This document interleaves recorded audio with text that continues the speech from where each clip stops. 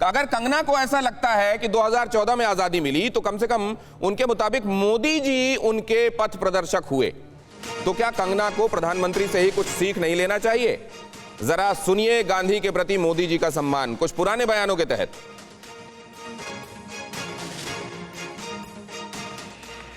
आजादी को जन आंदोलन बना दिया। कोई खादी पहनता है तो आजादी के लिए पहनता है, कोई किसी बच्चे को पढ़ाता है तो आजादी के लिए पढ़ाता है, और हर हिंदुस्तानी को लगने लगा कि मैं भी आजादी की लड़ाई लड़ रहा हूं। ये महात्मा गांधी का सबसे बड़ा कंट्रीब्यूशन। स्वतंत्रता संग्राम में उनका सबसे बड़ा योगदान ये रहा कि उन्होंने इसे एक व्यापक जन आंदोलन बना दिया। गांधी जी ने कभी अपने जीवन से प्रभाव पैदा करने का प्रयास नहीं किया, लेकिन उनका जीवन ही प्रेरणा का कारण बन गया। कपिल सर, एक बात मैं आपसे समझना चाहता हूं, एक आम शहरी के नाते भी और इतिहास के जानकार के नाते भी। अवनीश जी, फौरन बाद आपके पास आता हूं वादे के साथ। मैं ये कपिल सर से समझना चाहता हूं कि क्या सरकार के सामने ये यक्ष प्रश्न हो सकता है कि आपने जिनकी फिल्मों में काम की वजह से और उसमें देश के लिए, राष्ट्रवाद के लिए सब्जेक्ट मैटर उठाए जाने की वजह से आपने जिनका सम्मान किया, वो अगर ऐसी बातें कर रहे हैं तो कुछ देर के लिए आपके लिए भी आवाक वाली स्थिति बनती है कि आप क्या करें या क्या नहीं। क्या ये वो हाइएटस है, वो आवाक वाली स्थिति है, या ये टैसिट सपोर्ट है आपके मुताबिक? सर देखिए, मेरे हिसाब से तो कंगना राणावत जो मैं कही, और जब ये बात उठती है कि उन्हें पद्मश्री दिया गया और वो ये कह रही हैं, तो मैं ऐसे आपको 10 पद्मश्री गिना सकता हूं जिनको पद्मश्री दिया गया कि वो अवार्ड वापसी गैंग के वो नेता बने, और पद्मश्री और अवार्ड उन्होंने वापस क्या क्या नहीं किया, वो क्या देश प्रेम था जो उन्होंने चार्ज लगा करके किया।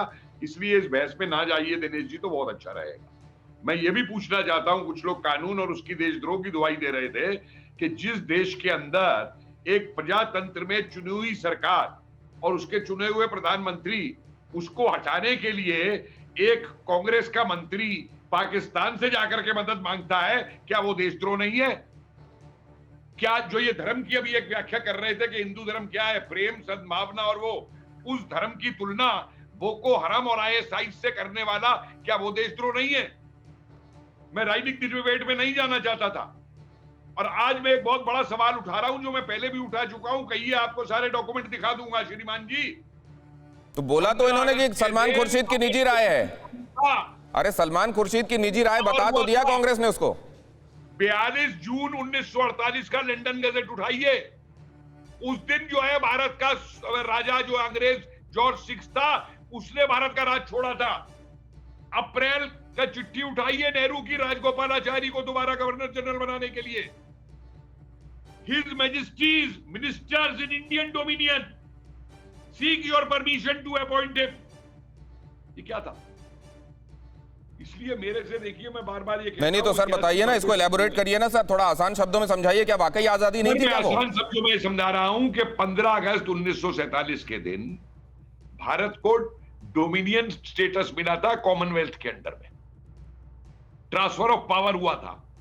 इंडियन डोमिनियन और डोमिनियन ऑफ पाकिस्तान, ये दो डोमिनियन बने थे। अब कुछ लोग कहते हैं कि डोमिनियन और इंडिपेंडेंस एक है, तो मेरा एक सवाल है उनसे, अगर डोमिनियन और इंडिपेंडेंस एक है तो 1928 के कांग्रेस के अधिवेशन में जब गांधी जी का यह प्रस्ताव था डोमिनियन स्टेटस मांगने का, और नेताजी सुभाष चंद्र बोस ने वहां पे कहा कि डोमिनियन स्टेटस शब्द हटा के इंडिपेंडेंस कहिए, तो उस प्रस्ताव को गांधी जी ने रिजेक्ट करवा दिया था और यह स्टेटमेंट दिया था कि भारत अभी आजादी के लिए तैयार नहीं है। और दूसरा सुनिए, 1929 के लाहौर सेशन के अंदर जब कांग्रेस ने पूर्ण स्वतंत्रता का पास कर दिया, तो फिर सारी नेगोशिएशंस में, चाहे वो वेवल कपिल साहब, आपकी बातें अगर समझूं मैं तो क्या 15 अगस्त को आजादी का दिन मनाना चाहिए, नहीं मनाना चाहिए हमको? जी बताइए, क्या पूछा आपने? कि स्वतंत्रता दिवस 15 अगस्त को मनाए या ना मनाए ये देश? सर, मेरे हिसाब से इस देश की आजादी का जो दिवस है वो 21 अक्टूबर 1943 है, जिस दिन अखंड भारत की आजाद हिंद सरकार की स्थापना होती है, जिसको अंडमान मिलता है, जो मणिपुर और इंफाल में आके राज करती है। भारत उस दिन आजाद हुआ अवनिजेश था। जी, सबकी अपनी अपनी आजादी है क्या? दिनेश जी, आता हूं कपिल सर। दिनेश जी, एक बात बड़ी साफ सी है।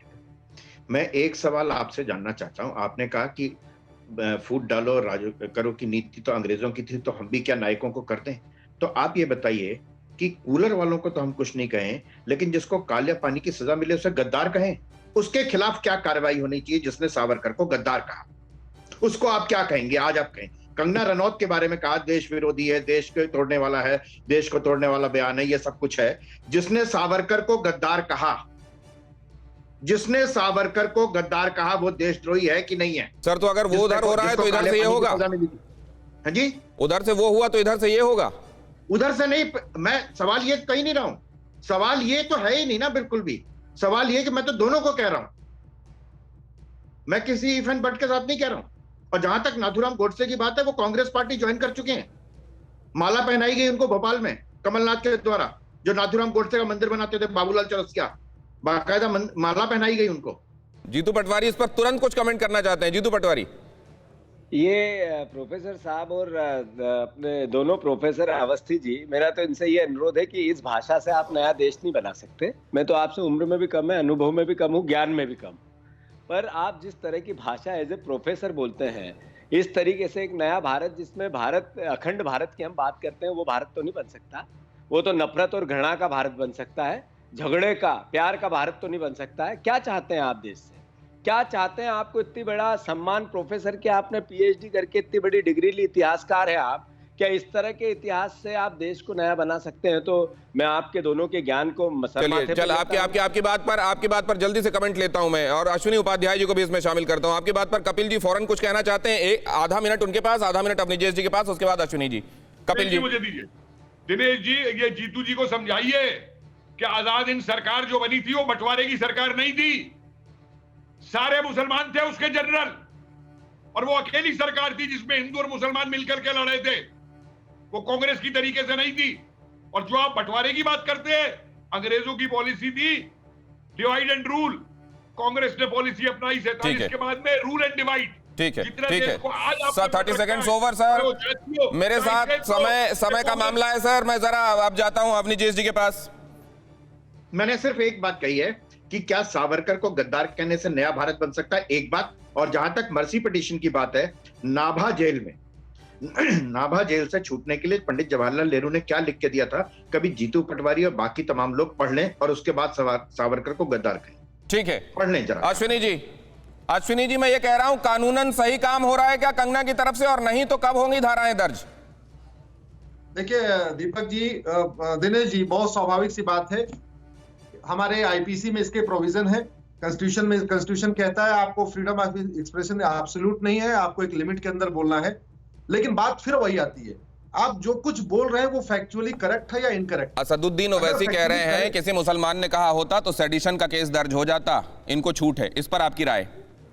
नहीं, उस पर मेरी राय यह है कि आप राम लक्ष्मण भरत शत्रुघ्न महाभारत और सबकी जो है आप समीक्षा कर सकते हैं, मोहम्मद साहब की समीक्षा नहीं कर सकते। मोहम्मद साहब की समीक्षा करने में तो गला काट दिया जाता है। आप मतलब ये तो ये हो गई, आप सावरकर की समीक्षा कर सकते हैं, बाल गंगाधर तिलक की समीक्षा कर सकते हैं, लेकिन गांधी जी की समीक्षा भी नहीं कर सकते। ये गलत है। एक हेल्दी डेमोक्रेसी में अगर आपके पास कोई फैक्ट है, हिस्टोरिकल फैक्ट है, और फैक्ट लेके आप बोल रहे हैं, तो मुझे लगता है आपको सच बोलना और सर, समीक्षा का अधिकार किसको होगा सर? 10वीं पास वाले को दे देंगे, 12वीं पास वाले को दे देंगे, कोई भी समीक्षा कर सकता है सर? राह चलते कर सकता है समीक्षा क्या? अगर कोई 10वीं पास व्यक्ति, दिनेश जी, अगर इतिहास पढ़ के कुछ कह रहा है तो स्वाभाविक सी बात है आपको सुनना पड़ेगा। और अगर आपको नहीं सुनना है तो उसके बारे में चर्चा मत करिए। मैं कह रहा हूं, अंगूठा टेक व्यक्ति भी अगर किसी से अगर सही इतिहास सुन के आ रहा है, सर, ये डायरेक्टिव प्रिंसिपल्स में भी जो बात कही है कि आजादी के नायकों का सम्मान किया जाए, अभी जिसका मैंने जिक्र किया कि संविधान क्या कहता है, आजादी के लिए जिन्होंने कुर्बानियां दी, काम किया, योगदान दिया, उनका हमेशा सम्मान होना चाहिए, ये इस बात का कोई निहितार्थ नहीं है सर? नहीं, बिल्कुल निहितार्थ है दिनेश जी, बिल्कुल निहितार्थ है। मुझे लगता है कि हम इस लायक नहीं है कि हम अपने स्वतंत्रता संग्राम सेनानियों की समीक्षा कर सकें या बैठ के बात कर सकें। नहीं तो फिर मैं वही कह रहा हूं ना सर कि समीक्षा कब कहां किसकी होगी, इसका भी तो कुछ तय होगा ना सर। मैं दिनेश जी क्या कह रहा हूं, पुरानी बातों को दोबारा गड़े मुर्दे उखाड़ के कोई बहुत फायदा नहीं होता है। लेकिन स्वाभाविक सी बात है, पुरानी बातों से सीखने की जरूरत होती है। ये तो नहीं नहीं, जो मैं पूछ रहा था सर, वो मसला कुछ और है। मैं ये कह रहा हूं, और मैं आपके साथ विदा लेते हुए ये बात कह रहा हूं कि अगर कोई लोहा तौलने वाला तराजू अपने हाथ में लेकर बैठा हुआ है, क्या वो सोना चांदी भी उसी तराजू में तौल सकता है? आपको कहीं तो ये तय करना पड़ेगा ना कि कहां कौन सी चीज कैसे तौली जा सकती है, कहां किस चीज की समीक्षा हो सकती है, नहीं हो सकती है, कौन किस बात को किस हद तक कह सकता है, नहीं कह सकता है। कंगना ने हद पार की है, क्या कुछ होगा? फिक्र आपकी, सोमवार से शुक्रवार रात 9 बजे सिर्फ TV9 भारतवर्ष पर।